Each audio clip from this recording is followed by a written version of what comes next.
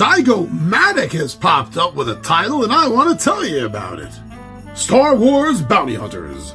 This is for 2 to 6 players, ages 10 and up, and should take you about 15 to 20 minutes to play. Star Wars Bounty Hunters is a light strategy game in which players compete to be the best bounty hunter in the galaxy. Players have 3 goals which will help them earn points: capture targets, complete contracts, and purchasing droids and crates at the Jawa market. There is no downtime in this drafting game. Everyone plays at the same time.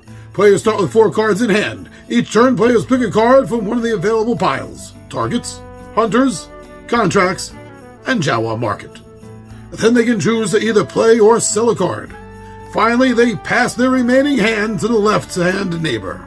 Target cards have defense values, while hunter and droid cards have attack values. To capture a target, players must equal or exceed the target's defense values by placing hunter and droid cards in front of their target. Once a target is defeated, it is placed horizontally. Players may also fill contracts by choosing contract cards. These grant bonus points for capturing specific targets and purchasing crates. The first player to capture 4 targets earns bonuses, and this triggers the final 2 turns. Using the score pad, players count the points that they've earned from capturing targets, filling contracts, and purchasing crates, and that they deduce the points that they spend to hire hunters. The player with the most points is declared the best bounty hunter in the galaxy. Alright, that is from the publisher. It definitely grabs you by the shorts and gets your attention there, doesn't it? Hey, first of all, Star Wars. There's much more need to be said from this point forward. But not only is it Star Wars, but it's Star Wars where you get to play the bounty hunters. Now, there are a few other games where you can bounty hunt in the Star Wars universe, but I don't know if there's a game that is exclusively only just bounty hunting. And the ability to use iconic, well-known Star Wars characters, bounty hunters, is even more appealing. I really enjoy reading that this is, in a way, a sandboxy kind of game. I say that because of the multiple ways, 3 major ways, that you have of getting your victory points. You can go about it the way you want. Now, this isn't a true sandbox game. There isn't a multitude, but there's enough to give it that little bit of a feeling, the hint, the flavor of a little bit of a sandbox game to it. And I appreciate that. I like it when there's multiple ways that I can get to my goal of winning the game. Now, the way this is written out, it seems to me that they're trying to get across that this is a bit of a strategy game, a bit of a thinker, though not overly heavily so. But there is going to be a strategy in how you approach trying to get to your points. How is it you're going to do certain jobs first? You're going to go with the Jawa marketplace first? How you're going to do it is going to be a bit of the strategy that this has, but also there seems to be some strategy synergies, I guess you could say, where if you do one thing, or in the case of bounties, if you get one bounty and then you get another matching bounty, like Chewbacca and Han Solo, not only do you get their individual bounties, but you're going to get a bonus because of that. And that in itself adds another avenue to increase the points that you have, adding more of the strategy right there to the game, more plotting and planning. I think that sounds pretty damn good. Now, the artwork that I'm looking at looks really great.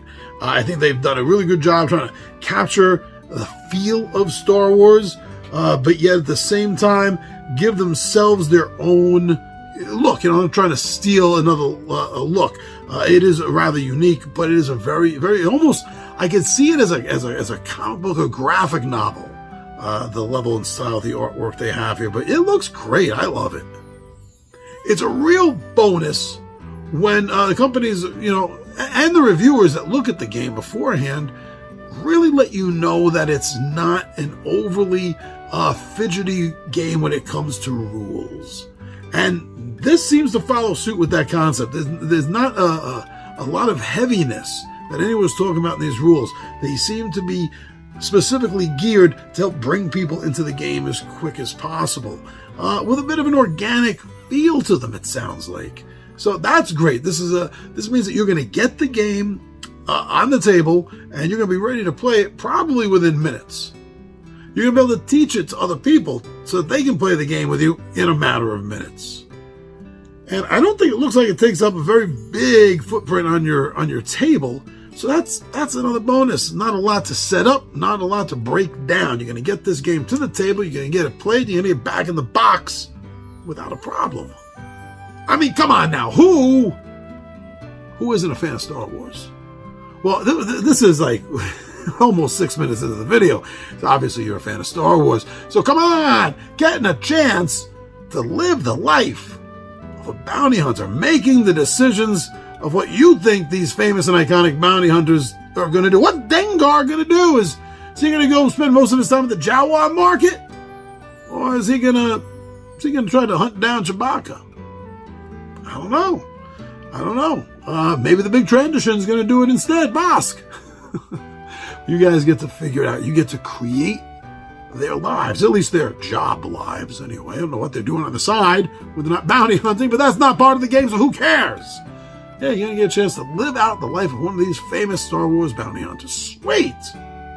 So yeah, to a large part, I think this game is kind of geared towards the Star Wars fan. Let's be honest, it is. It's very prominent with the name. They know their selling point. They know their market.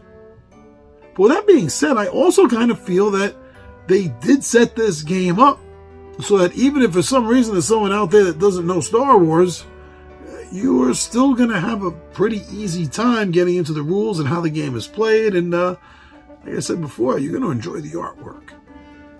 I definitely think that this is, from what everyone is saying, seems to be a very fun-filled jaunt into the Star Wars universe without being overly heavy. Maybe even something that would be fun with families, it seems like.